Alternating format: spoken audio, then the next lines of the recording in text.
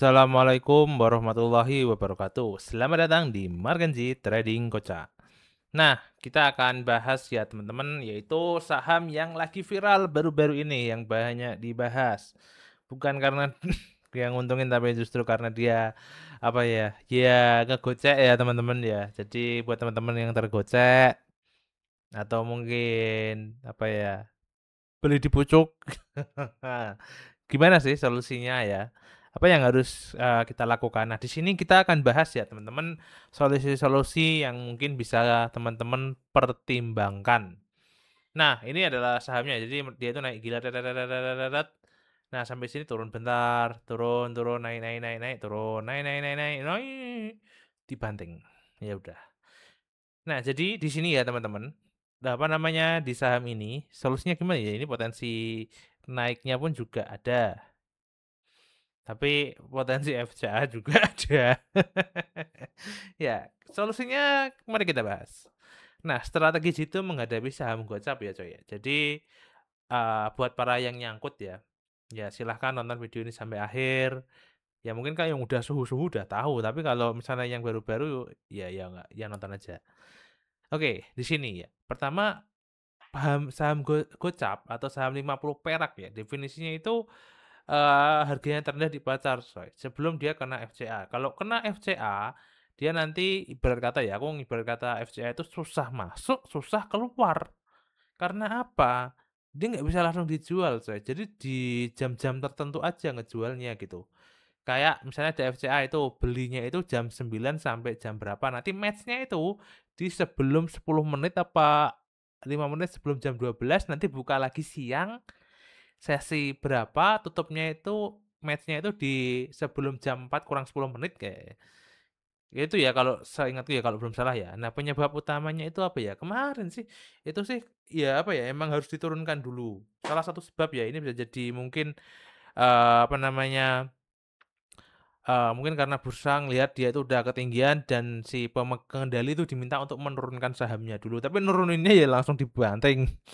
Ya nanti bakal ada potensi dinaikkan lagi ke harga atasnya. Jadi biar dia nggak kena apa namanya, arah gitu, nggak kena suspend lebih. Ini salah satu yang bisa didengarkan ya. Tapi kita lihat ya dari isunya gara-gara Vanguard apalah diakuisisi apalagi, ya itu kita nggak tahu. Nah, terus tantangannya itu ada apa namanya ya, banyak banget ya buat teman-teman yang mungkin belinya di 90 atau mungkin nyangkutnya di 200-an 180-an. Ya apa namanya, mungkin yang belinya itu kalau mungkin ibarat kata ya, walaupun 500.000, 2 juta, belasan juta atau mungkin ratusan juta. Kalau sampai ratusan juta itu ruginya udah gila, coy, ini coy. Cering, jadi apa ya udahlah. Nah, di sini ada opsi pertama, coy. Ini opsi yang mungkin akan mengiris hati ya. Kalau mungkin kalian belinya di atas angka 100 ke atas, ya langsung ini sakit jiwa, coy. Ya itu cut loss ya. Kita jual sahamnya. Udah, ini nggak bagus. Kita mau move on. Tapi ngelihat misalnya lu beli lo ibarat kata lu beli di harga tertinggi ya 240 juta, di harga itu ya, misalnya kalian kalian beli sebanyak 240 juta, ini jadi 50 juta coy duitnya coy. Ya 190 juta hilang, menguap. Ya gini, gue nggak ngertawain orang yang rugi ya, gue cuma bayangin aja, karena apa ya, saat ini gue nggak beli saham ini, beli pun di harga 50 coy, jadi gue akan memberanikan diri beli. Nah, resiko kehilangan uang ya udah, hilang uangnya aja nggak bisa diapa-apain, ini solusi terbaik. Terus apa lagi bang solusinya bang? Nah, average down coy. Tapi average down ini butuh nafas. Nafasnya itu apa? Uang. Nah, misalnya kalian tadi misalnya udah beli 240 juta ya. Terus ini kan harganya udah ke 50, berarti kan 190 juta. Nah, kalian harus beli berapa lagi coy? Ini belinya pasti MM-an coy. Nah, misalnya kalian mesti bisa nafas nih 500 juta, langsung beli yang 50 perak. Iya, tapi resikonya apa? Kalau dia kena FCA, dia makin turun-turun ke bawah lagi, balik ke 8, apa nggak jadi gila itu? Nah, tapi ada apa namanya, keuntungan lainnya. Misalnya kalian udah beli di 50 perak nih, ternyata sahamnya naik ke 60 coy.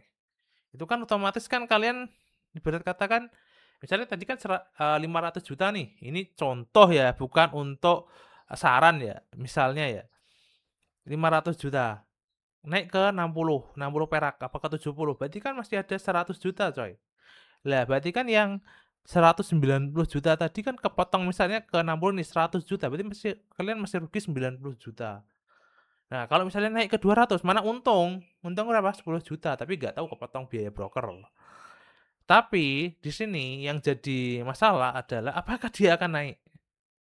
Naik apa enggak? Ya, kalau aku sih karena modalnya berani ini spekulasi tingkat tinggi ya. Mungkin aku kalau masuk pun hanya 100 lot aja apa 1000 lot itu udah maksimal ya. Kalau lebih dari itu udah beresiko tinggi jadi karena apa namanya? Kesan image-nya itu masih negatif ya. Mungkin beli 50 perak itu logis ya coy, tapi jangan banyak-banyak. Misalnya udah sampai ratusan juta itu udah opsinya tinggal itu coy. Kalau lu berani apa namanya gunakan nafas ya silahkan untuk melakukan average downs. Tapi siap-siap kalau dia kena FCA lagi. Tapi bang, misalnya lu ngasih probabilitas nih kemungkinan dia naik atau turun itu gimana? Nah nanti ikut jelaskan di akhir, tonton sampai akhir. Nah di sini ada opsi tambahan coy, yaitu kalian hold aja. Udah mau berapa tahun lu nggak lihat itu apa namanya GIAA itu udah bertahun-tahun harganya segitu gitu udah baru-baru ini karena suntik dana baru naik. Nah ini sih cara yang lumayan beresiko yaitu tukar saham switching. Ini resikonya itu gini, misalnya kalian lihat dada turun terus, misalnya kalian bisa keluar nih tadi yang 50 juta terus kalian lempar ke saham yang potensinya naik lebih tinggi, misalnya contoh ke saham apa gitu. Ya, misalnya saham apa lainnya gitu, aku nggak mau sebut merek ya. Terus beli saham itu, terus berharap dia itu naik, ngeganti rugi kalian. Nah, itu kan kalau naik, kalau turun ya makin tambah rugi. Misalnya jadi 50 juta malah jadi 30 juta. Wow, nggak jadi anu tuh, sakit tuh. Nah, di sini ya. Nah, keputusan yang terakhir ya, apa namanya?